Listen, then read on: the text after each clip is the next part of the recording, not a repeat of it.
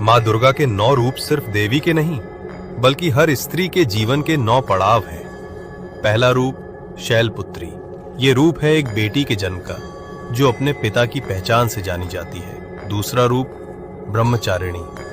ये रूप है उस कन्या का जो शिक्षा और तप के लिए गुरुकुल में प्रवेश करती है। तीसरा रूप चंद्रघंटा।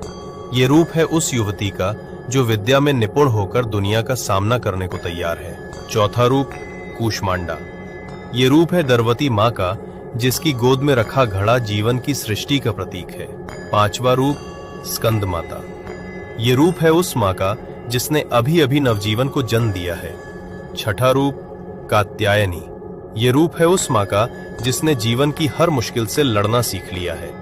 सातवां रूप कालरात्रि। ये रूप है उस स्त्री का जो अपने परिवार की रक्षा के लिए रौद्र रूप धारण कर लेती है। आठवां रूप महागौरी।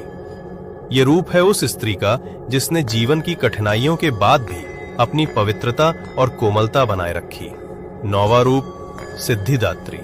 ये रूप है उस स्त्री का जो अब संपूर्ण है, परिवार, समाज और खुद के लिए शक्ति का स्रोत बन चुकी है। माँ दुर्गा के ये 9 रूप याद दिलाते हैं कि हर स्त्री खुद देवी है। जय माता दी। Download ShareChat.